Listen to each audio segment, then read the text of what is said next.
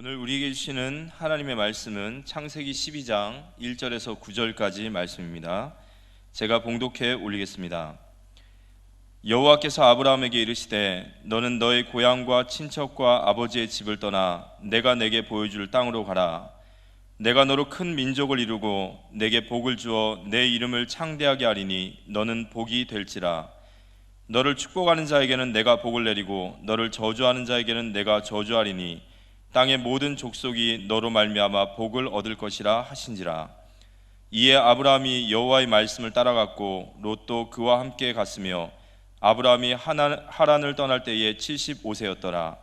아브라함이 그의 아내 사레와 조카 롯과 하란에서 모은 모든 소유와 얻은 사람들을 이끌고 가나안 땅으로 가려고 떠나서 마침내 가나안 땅에 들어갔더라.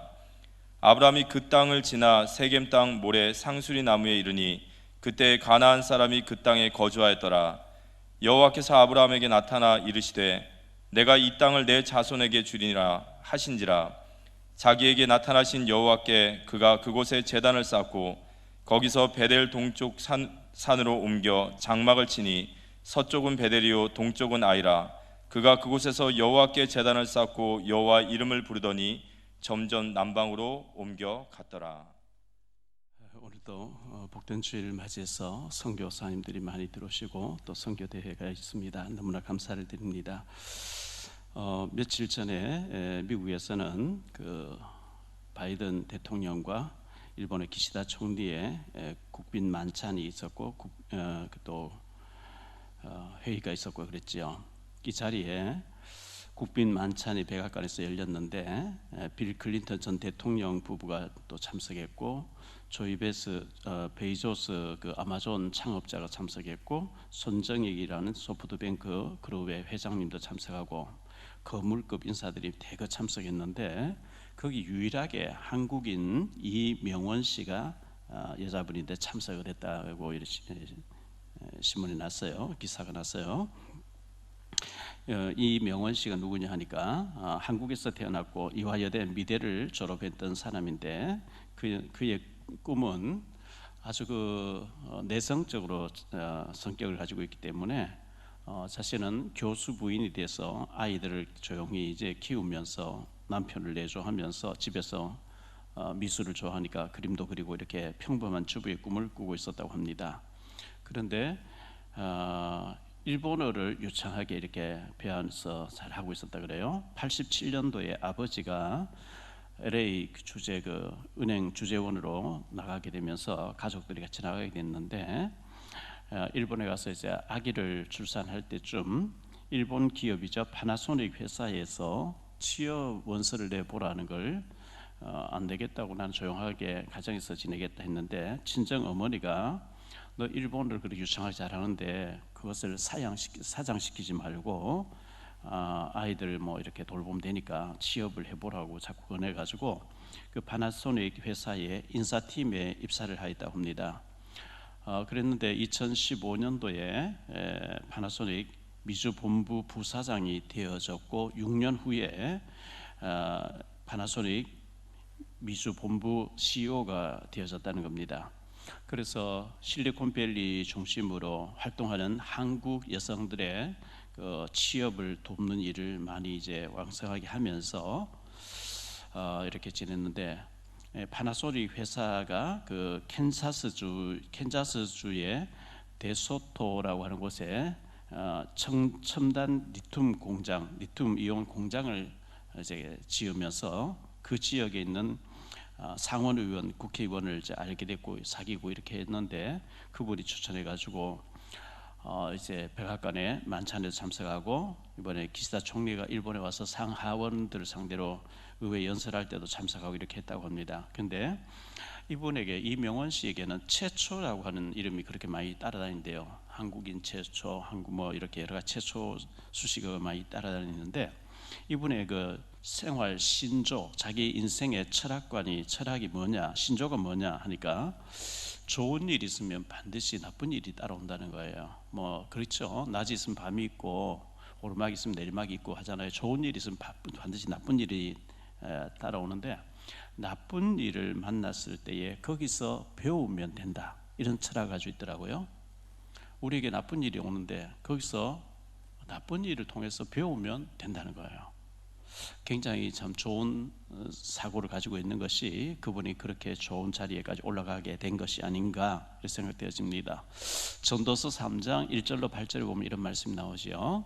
범사에 기한이 있고 천하 만사가 다 때가 있나니 날 때가 있고 죽을 때가 있으며 심을 때가 있고 심은 것을 뽑을 때가 있으며 죽일 때가 있고 치료할 때가 있으며 헐 때가 있고 세울 때가 있으며 울 때가 있고 웃을 때가 있으며 슬퍼할 때가 있고 춤출 때가 있으며 돌을 던져버릴 때가 있고 돌을 거둘 때가 있으며 안을 때가 있고 앉는 일을 멀리할 때가 있으며 찾을 때가 있고 잃을 때가 있으며 지킬 때가 있고 버릴 때가 있으며 찢을 때가 있고 꿰맬 때가 있으며 잠잠할 때가 있고 말할 때가 있으며 사랑할 때가 있고 미워할 때가 있으며 전쟁할 때가 있고 평화할 때가 있느니라. 이렇게 말씀했습니다.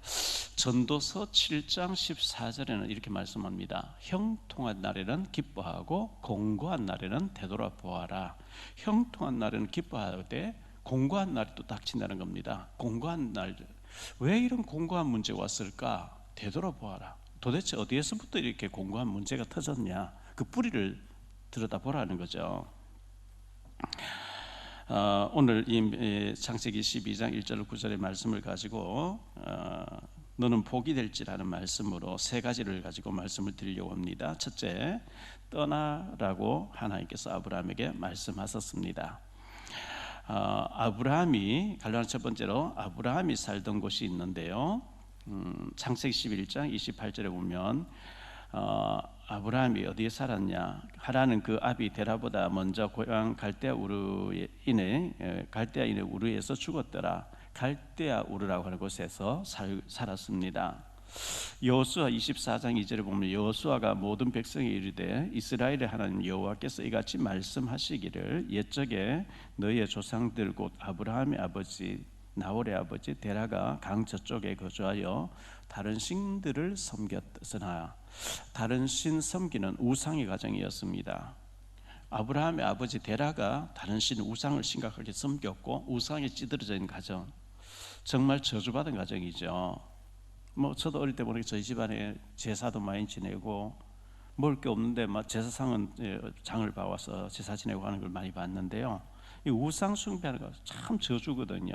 그런데 하나님이 아브라함에게 찾아오셔서 콜 해주신 거죠. 갈라디아 두 번째로 떠나라고 말씀하셨습니다. 1절 말씀을 다시 보면 여호와께서 아브라함에게 이르시되 너는 너희 고향과 친척과 아버지 집을 떠나 내가 네게 보여줄 땅으로 가라. 고향을 떠나라. 75년 동안 정든 고향 마을이 아니겠습니까? 친척 집을 떠나라. 친척, 혈족이고 가문이고 가족이고 배경이죠. 가문 공동체, 그 가족들이 모여 사는 곳을 떠나라는 것입니다. 익숙한 것에서 떠나라. 그리고 아버지의 집을 떠나라. 아버지의 집, 가문이고 오랫동안 같이 살던, 그러나 우상의 가문인 우상 배경이었습니다. 이게 단순하게 떠나라고 하는 말씀이 아닙니다. 새로운 시작을 하자는 겁니다. 네가 지금까지 우상 배경에 하나님 모르고 이렇게 살았는데 이곳을 다 정들었지만 우상과 죄와 저주와 다 떠나서 새로운 곳에 가서 하나님 배경으로 새롭게 시작하자. 그것을 말씀하는 거거든요. 우리가 예수 그리스도 안에서 새로운 생명, 지난날에 하나님 모를 때 우상 숭배하고 귀신 섬기고 운명 사주팔자 믿고 막 내 동기 야망으로 꽉 차 있던 그거 다 버리고 하나님 안에서 새로운 시작을 하라고 말씀하는 겁니다. 우상 배경과 단절해라는 겁니다. 옛 생활과 단절하라는 겁니다. 하나님 없이 살던 그 모든 습관에서 단절하라는 겁니다. 우리가 하나님 없이 막 바벨탑 쌓으려고 하잖아요. 막 내 성공해 보려고 막 바벨탑 쓰잖아요. 그거 다 정리하고 이제는 하나님 배경 삼고 새로운 시작, 하나님의 능력을 믿고 하나님 안에서 하나님 축복하시고 하나님 계획하시는 그 속에서 새로운 시작 하라고 이렇게 떠나라고 말씀하는 거거든요. 갈라디아 세 번째로 내가 네게 보여줄 땅으로 가라 이렇게 말씀하십니다. 과거에 네가 봤던 곳으로 가라. 과거형이 아니죠. 현재 네가 보고 있는 현재 진행형도 아닙니다. 현재 있는 진행형도 아니고 아직 보지도 못했고 알지도 못하는 미래형, 내가 네게 앞으로 보여줄 땅으로 가라. 미래형이거든요. 이거는 믿음 없으면 불가능해요. 이미 네가 보았던 거 하면은 보았던 거니까, 또 현재 지금 보고 있는 거니까 그거는 거래죠, 거래. 근데 하나님이 거래를 원하는 게 아니고 믿음을 요구하시는 거예요. 믿음. 하나님은 우리의 이해 대상이 아닙니다. 믿어야 되는 대상이에요.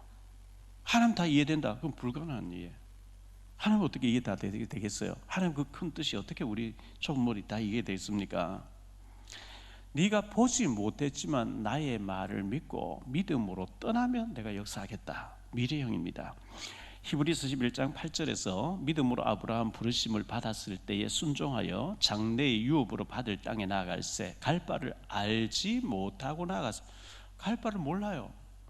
내일 어떻게 될지, 오늘 저녁에 어떤 일이 벌어질지 모르는데 하나님 믿고 떠나라는 거예요. 말씀 믿고 한번 가봐라는 거예요.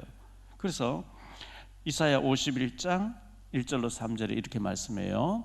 의를 따르며 여호와를 찾아 구하는 너희는 내게 들을지어다. 너희를 떠낸 반석과 너희를 파낸 우묵한 구덩이를 생각하여 보라. 너희의 조상 아브라함과 너희를 낳은 사라를 생각하여 보라. 아브라함이 혼자 있을 때에 내가 그를 부르고 그에게 복을 주어 창성하게 하였느니라. 나 여호와가 시온의 모든 황폐한 곳들을 위로하여 그 사막을 에덴 같게 그 광야를 여호와의 동산 같게 하였다니 그 가운데에 기뻐함과 즐거움과 감사함과 창화하는 소리가 있으리라. 여기 아브라함이 혼자 있을 때에 하나님 그에게 나타나 떠나라 이렇게 했다고 이사야 선지자를 통해서 말씀하는데요. 요즘 성경은 개역 개정판이고요. 전에 쓰던 우리가 개역판에 보면 아브라함이 헐헐 단신으로 있을 때 하나님이 그에게 나타나서 떠나라 했다는 거예요. 헐헐 단신. 아브라함이 그냥 자녀도 없죠. 부인 사라하고 이렇게 살고 있는데 헐헐 단신으로 있을 때 하나님 그에게 나타나서 떠나라는 거예요. 이게 쉬운 일이 아니거든요. 보여주면서 가라. 현재 네가 과거에 보았고 현재 보고 있고 이것을 가라. 쉬운데 안 봤는데, 전혀 모르는데, 그때는 뭐 TV가 있습니까? 휴대폰이 있습니까? 이메일이 있습니까? 외부의 정보 없잖아요. 전혀 모르는 지역으로 먼 곳으로 떠나라는데 이게 쉽지 않단 말이죠. 믿음이 없으면 가기 어려워요. 근데 아브라함이 말씀을 쫓아갔다. 이거 대단한 믿음을 말씀해 주고 있는 거거든요. 두 번째로 생각할 말씀은요, 아브라함의 순종입니다. 아브라함의 순종. 갈라디아 첫 번째로 말씀을 믿고 따라갔다 이렇게 말씀하고 있어요. 4절 말씀에 보면요, 말씀을 믿고 따라갔다. 이에 아브라함이 여호와의 말씀을 따라갔고 롯도 그와 함께 갔으며 아브라함이 하란을 떠날 때에 75세였더라. 말씀을 믿고 따라갔다. 우리가 의지할 것은 말씀이죠. 말씀은, 하나님 말씀은 절대로 변함이 없거든요. 말씀은 반드시 성취되게 돼 있어요. 그래서 말씀은 부도가 없기 때문에 여러분 말씀을 가까이 하세요. 말씀을 많이 읽으세요. 말씀 자체가 능력이에요. 그래서 말씀을 많이 읽고 많이 묵상하고 말씀을 가까이 하는 것, 하나님 가까이 하는 거예요. 이사야 40장 8절에 보면 푸른 마루 꽃은 시드나 우리 하나님의 말씀은 영원히 서리라 하라. 영원히 서리라 하라. 마태복음 5장 18절은 뭐라고 말씀합니까? 진실로 너희에게 이르노니 천지가 없어지기 전에는 율법의 1.1획도 결코 없어지지 아니하고 다 이루리라. 하나님 말씀은 점 하나도 다 성취된다는 거예요. 그 말씀에 우리 토를 달면 안 돼요. 내 생각이랑 하면 안 돼요. 말씀에는 하나님 말씀, 하나님 창조주 절대적인 하나님 말씀이기 때문에 아멘만 해야 될 줄로 믿습니다. 우리 찬송가 204장에 보면 주의 말씀 듣고서 준행하는 자는 반석 위에 돛 닦고 집을 지음 같아. 비가 오고 물나며 바람 부딪혀도 반석 위에 세운 집 무너지지 않네. 잘 짓고 잘 지세 우리 집 잘 지세 만세 반석 위에다 우리 집 잘 지세 주의 말씀 듣고도 행치 않는 자는 모래 위에 떴다고 집을 지음 같아 비가 오고 물나며 바람 부딪힐 때 모래 위에 세운 집 크게 무너지네 세상 모든 사람들 집을 짓는 자니 반석 위가 아니면 모래 위에 짓네 우리 구주 오셔서 지은 상을 줄 때 세운 공력 따라서 영영상 벌 주리. 참 이 찬송을 잘 지은 것 같아요. 말씀 듣고 준행하는 자는 반석 위에 집을 지은 자와 같다는 거예요. 지혜로운 자죠. 말씀을 무시하는 사람 모래 위에 집 짓는 것 같다는 겁니다. 말씀을 따라갔다. 여러분 한 주간 말씀이 계속 되새김질 되어지기를 바랍니다. 말씀은 성취되기 때문에 그래요. 갈라디아 두 번째로 먼 길을 떠났어요. 아브라함이 갈대아 우르에서 이 가나안 땅까지 짧은 길이 아니고 먼 길이었어요. 키로수가 700km였대요. 참고로 서울에서 부산까지가 400km입니다.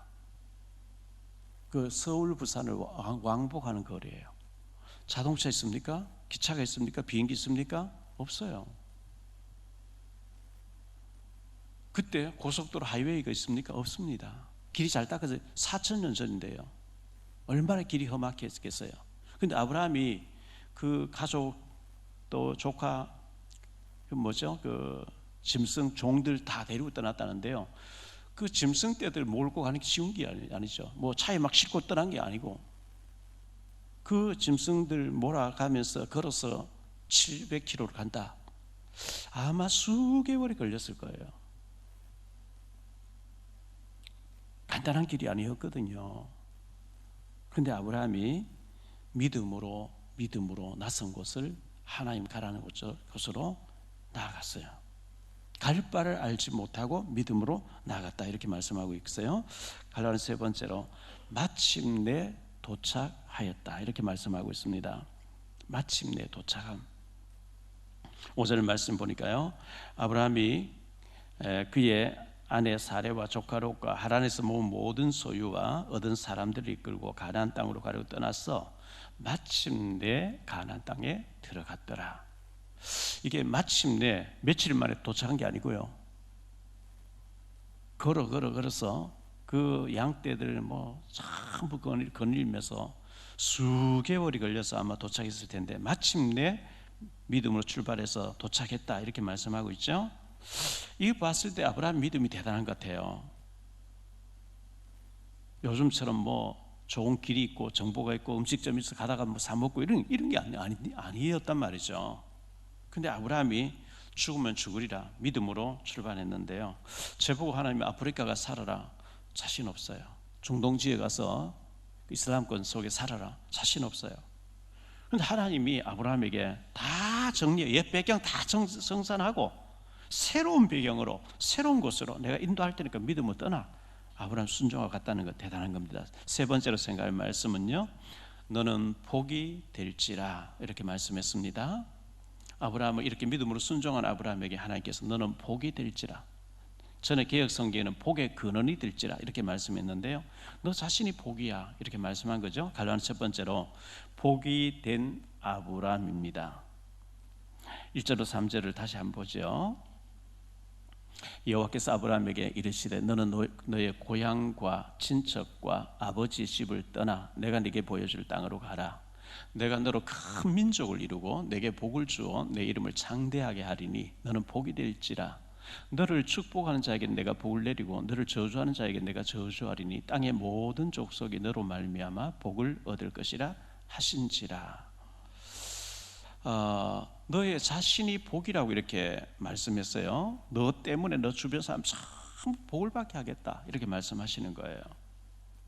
그런데 이 말씀에 너로 말미암아라는 말씀의 원어의 뜻이 너 안에서 네 후손으로 말미암아 이런 뜻이에요. 네 후손, 그 메시아를 얘기하는 거죠. 네 후손 가운데, 이 땅에서 네 후손 가운데, 네 혈통에서 네 후손 가운데 메시아가 날 것이고 그런 말미암아 전 세계 모든 사람들이 복을 받게 하겠다. 세계복음화를 말씀하셨는데요. 그게 마태복음 1장 1절에 나오는 얘기죠. 마태복음 1장 1절에 아브라함과 다윗 자손 예수 그리스도의 계보라. 아브라함의 혈통을 통해서 예수님이 오셨다는 거잖아요. 그 말씀 성취된 거거든요. 믿음의 조상을 아브라함 부름받은 것이고요. 갈로한 두 번째로 제단을 쌓는 아브라함입니다. 아브라함이 제단을 쌓아요. 예배드렸단 말이죠. 7절로 8절에 그렇게 나옵니다. 여호와께서 아브라함에게 나타나 이르시되 내가 이 땅을 네 자손에게 주리라 하신지라. 자기에게 나타나신 여호와께 그가 그곳에서 제단을 쌓고 거기서 베델 동쪽 산으로 옮겨 장막을 치니 서쪽은 베델이요 동쪽은 아이라. 그가 그곳에서 여호와께 제단을 쌓고 여호와의 이름을 부르더니 가나안 땅에 도착해서 제단 쌓았어요. 그런데 아브라함이 평지의 마을에 장막을 쳤더라 하지 않고 산에다가 장막을 쳤대. 왜 산에다 장막을 치죠? 가보니까 원주민들이 꽉 잔뜩 있는데요. 원주민들이 시비를 거는 거예요. 여러분, 바닷가에 어부들이 배를 가지고 고기를 잡아서 살고 있는데 낯선 사람이 배 한 척 가져와서 같이 고기 잡아 장사하겠다. 텃세가 만만치 않습니다. 우리도 살기 어려운데 네가 뭐 어디서 굴러온 돌이 돼서 여기 와서 시비 걸죠. 아브라함이 갔더니만은 마을 주민들이 꽉 있는데 어디서 왔냐? 뭐야? 양떼, 소떼, 염소떼 가지고 왔거든요. 초장 때문에 양보 못 한다는 거예요. 그 마을에서 울리지 못해요. 산에가 장막전, 산에 또 쫓아와 또 시비 걸어요. 그래서 자꾸 옮기면서 산으로 옮겨가면서 지금 제단 샀더라. 뭘 말합니까? 쉬운 얘기 아니다 말이죠. 굉장히 어려운 환경 속에서 시비 거는 사람이 있어서 힘든 가운데 산속에서 예배드리고 있는 아브라함을 보게 되는데요. 제단을 쌓고 또 제단을 쌓더라. 우리가 의지할 때 하나님밖에 없잖아요. 요즘 말로 하면 예배드렸다는 얘기거든요. 어디에 가든지 먼저 예배부터 드리시기 바랍니다. 어디 있어든지 먼저 기도부터 하셔야 돼요. 내 계획 세워놓고 내 마음대로 다 해놓고 하나님 사인해 주세요. 그 금식하고 옳은 거 아닙니다. 먼저 예배드리고 먼저 기도하고 하나님 인도 따라서 문 열리는 대로 응답 따라서 가는 거지. 먼저 예배드려야지요. 먼저 기도해야지요. 목축업을 한 사람들이 그 중동 지역 전체가 목축업이거든요. 자기들도 힘든데 뭐 소떼가 낯선 사람이 와서 시비 걸고 때 쫓아버려. 그래서 산 속에 가서 있는데 또 와서 시비 거니까 장막을 뽑아가 또 옮겨가지고 또 거기서 제단 샀더라.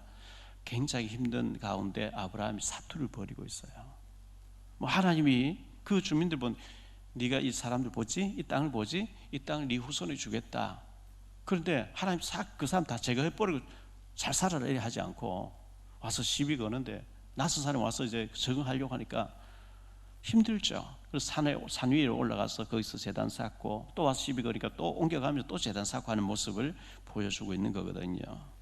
갈라디아 세 번째로 점점 남방으로 옮겨갔더라 이렇게 말씀하고 있어요. 9절 말씀해 보니까요. 점점 남방으로 옮겨갔더라. 자꾸 원주민들이 와서 초장을 양보할 수 없다. 우리 양떼들 먹이기도 부족한데 네가 왜 굴러왔냐. 자꾸 시비 거니까 점점 피해서 남방으로 옮겨갔는데요. 그 남방이 원어에 보면 네게브라는 뜻인데요. 경계선 지역까지 밀려갔다. 이스라엘 땅, 가나안 땅 경계선까지 밀려갔다는 거예요. 왜? 자꾸 시비 거니까.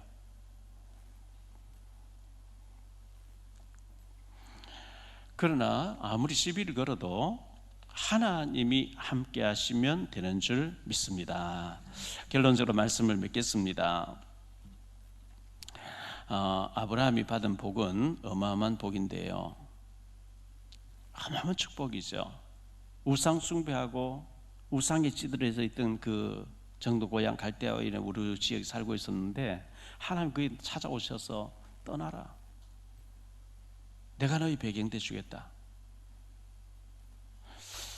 이 아브라함이 얼마만큼 축복을 받았냐? 창세기 1장부터 11장까지 창조 사건, 타락 사건, 홍수 사건, 바벨탑 사건 네 사건이 나오잖아요. 창세기 12장부터 25장까지 아브라함에 대한 얘기 나와요. 그리고 그의 아들 이삭에 대한 얘기 나와요. 그리고 야곱에 대해서 나와요. 요셉에 대해서 나와요. 아브라함의 하나님, 이삭의 하나님, 야곱의 하나님, 요셉의 하나님. 그리고 출애굽기 가서는 이스라엘 민족에 대해서 움직이는 장면이 나오죠. 그 민족을 통해서 예수님이 오시게 되는데 이 아브라함이 믿음의 조상으로 세워졌다. 계산할 수 없는, 측량할 수 없는 어마어마한 축복을 아브라함이 받았거든요. 결론의 첫 번째로 하나님이 아브라함 보고 떠나라 이렇게 말씀했습니다. 정든 고향, 친척, 친구, 아버지의 집, 조상 대대로 물러온 그 아름다운 땅이 있는 곳에서 떠나라. 옛 생활 청산하라. 옛 삶을 청산하라. 하나님 없던 체질에서 하나님 배경으로 정리를 하라. 새롭게 시작해라. 하나님 편에서, 하나님 안에서 하나님과의 관계를 새롭게 정립하라는 것입니다. 너의 정체성을 확립하라는 것입니다. 지금까지는 하나님 없이 내 계획대로, 내 생각대로, 내 야망대로, 내 체질대로 살아왔는데 하나님 그거 하지 말고 다 정리하고 하나님 안에서 새롭게 시작하라. 그것이 떠나라 이 말씀이었습니다. 두 번째, 너는 복이 될지라 이렇게 말씀했습니다. 너 때문에, 네가 복이고 너 때문에 너 주변 사람 전부, 주변에 걸린 사람 전부 복을 주겠다는 거예요. 얼마나 큰 축복이에요.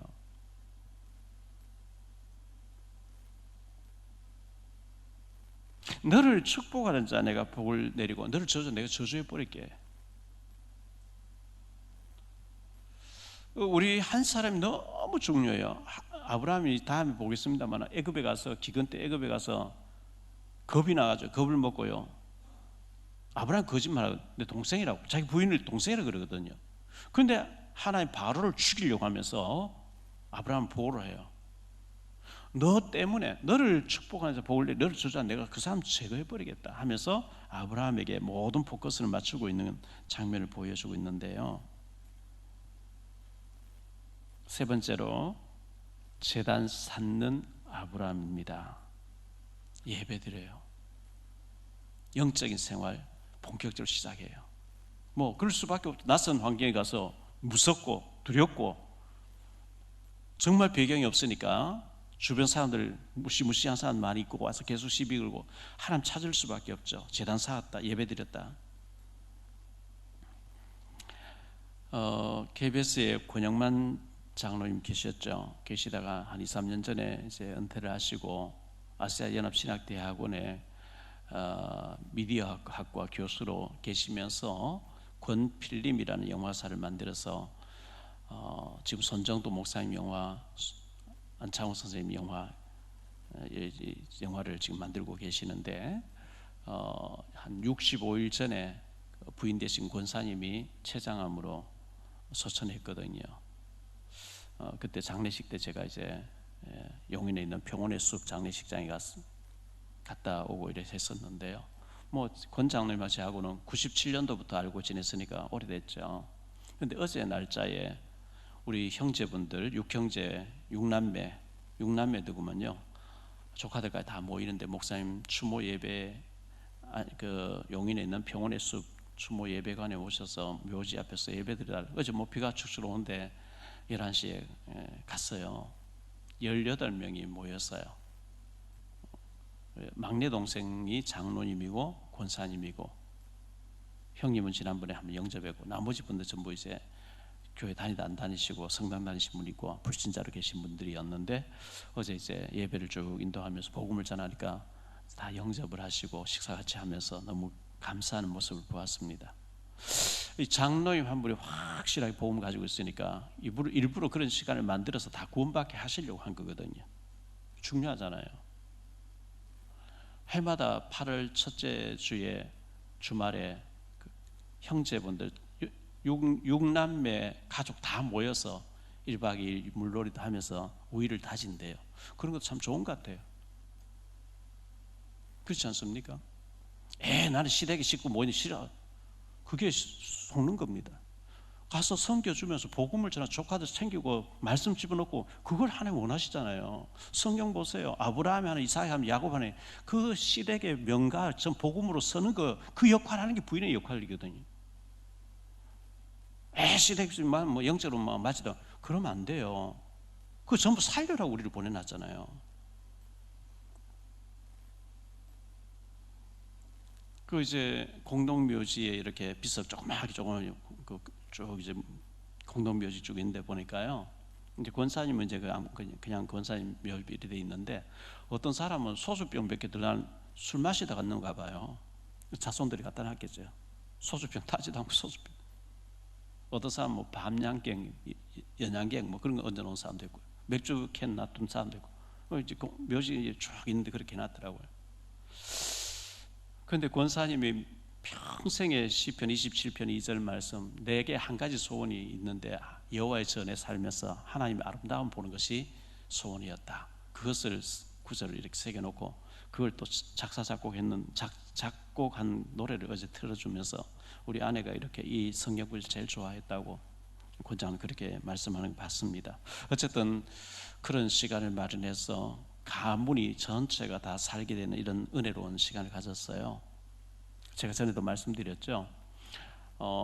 증권거래소 앞에 가면 월드비전이라는 건물이 있는데, 거기 6층에 가면 장소를 소상하게 나가면 안 되는데 TV 영기자 신우회라고 있어요. 예배실이 꾸며져 있어요. 거기서 저보고 목요일마다 와서 오후 3시에 TV 영기자 신우회에게 말씀을 전해달라 그래서 갔어요. 그래서 매주 이제 말씀을 전하니까 우리 탤런트 중에 양형호라고 하는 장로님 계세요. 강남 순복음교회 장로님이죠. 이분이 목사님 2달 후에 우리 아버지 기일날 뚝섬에 있는 우리 집에 좀 와주십시오. 7남매 중에 내가 빠진데 내 혼자 장로고 우리 6명의 동생들 다 예수 안 믿습니다. 우리 집에서 제사를 지냅니다. 그래서 제가 집사람을 갔죠. 밤 10시 돼서 뚝섬에 가서 이제 장로님이 안내해서 올라갔는데, 뭐 목포에서 광주에서 올라온 조카들 동생들 한 15명쯤 되는 것 같아요. 장성한 분들 전부 막 음식 요리를 하고 있어요. 제사 지낼 음식을 하고 있죠. 잠깐만 앉아보라고, 우리 목사님 잠깐 말씀 듣고 우리가 하자고, 행사하자고 다 앉았어요. 그래서 제가 거기서 사람이 태어나는 게 뭐며, 육신과 영혼이 뭐며, 영혼이 뭐, 운명 사주팔자가 뭐며, 죽음이 뭐며 쭉 얘기를 하면서 왜 예수를 믿어야 되는지, 왜 제사 고사 지내면 안 되는지 이걸 쭉 얘기를 한 거예요. 몽땅 그날 저녁에 다 예수님 영접했는데요, 밤 12시에 제사가 예배로 바뀌어버린 거죠. 그래가지고 음식이 완전히 제사 지내려고 하다가 축제 파티가 열린 거예요. 그래서 너무 좋아하고 기뻐하고 막 좋아하고, 그 목포에서 올라왔던 그 여동생의 아들이 최이섭이라고 하는 야구 선수였어요. 이틀 지나고 주일 저녁 때인데 그 양장님이 전화 온 거예요. 목사님, 우리 동생들이 오늘 다 교회 나갔다 그러네요. 교회 가서 너무 기쁘게 예배 드리고 왔다고. 보세요, 한 사람의 그 장로 얼마나 그동안 기도했겠어요. 또 이제 저는 심부름한 거고요. 그 가서 그 가문들이 제사가 예배로 바뀌어지고 몽땅 전부 다 예수 믿고 구원받게 되는 거, 하나님이 기뻐하시는 줄 믿습니다.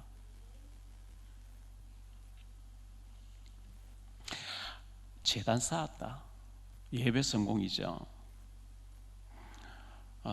예배를 통해서, 기도를 통해서, 묵상을 통해서요, 하나님과 가까이 지내야 되는데, 시편 119편에 보면 묵상이란 말이 많이 나오는데, 그 묵상을 뭐라고 표현했냐면 읊조린다. 내가 작은 소리로 여호와께 읊조린다. 읊조린다는 말씀이 묵상으로 우리 성경에 표현되어 있어요. 다시 말하면 하나님 말씀을 자꾸 되새김질한단 말이죠. 여호와께서 아브라함에게 이르시되 너는 너의 고향과 친척 아버지 집 떠나 내가 네게 보여줄 땅으로 가라. 이런 걸 묵상하면서 너는 복이 될지라 나는 복이야. 자꾸 이렇게 입으로 고백하는 것이 묵상이거든요. 시편 25편 14절에 이렇게 말씀합니다. 시편 25편 14절에 여호와의 친밀하심이 그를 경외하는 자들에게 있으며 그의 언약을 그들에게 보이시리라. 하나님하고 친밀하게 지내면요, 하나님이 되어질 미래 일들을 보여주신대요. 보여주시잖아요. 하나님하고 가까이 지내세요. 그 방법이 예배입니다. 여호와의 친밀하심이 그를 경외하는 자들에게 있으며 그의 언약을 그들에게 보이시리라. 이렇게 말씀하고 있어요. 창세기 18장에 보면 내가 하려는 일을 아브라함에게 숨기겠냐? 내가 사실 왜 왔냐? 소돔 고모라 네 조카 살고 있는 소돔을 멸망시키러 왔다. 그럼 나오잖아요. 요셉에게, 하나님과 친밀하게 지내는 요셉에게 해와 달과 별 절하를 통해서 미리 알려주고 시작하잖아요. 그래서 하나님과 친밀하게 지내는 거 굉장히 복이고요. 요한복음 8장 56절에 보면 너희 조상 아브라함은 나의 때 볼 것을 즐거워하다가 보고 기뻐하였느니라. 너희 조상 아브라함도 나를 믿고 구원받았다 있으면 이렇게 말씀한 거거든요. 아브라함이 하나님 말씀을 믿고 떠나갔고 그곳에서 제단 쌓고 할 때 이 땅을 네 후손에게 주겠다. 너의 몸에서 날 후손으로 말미암아 메시아가 오신다.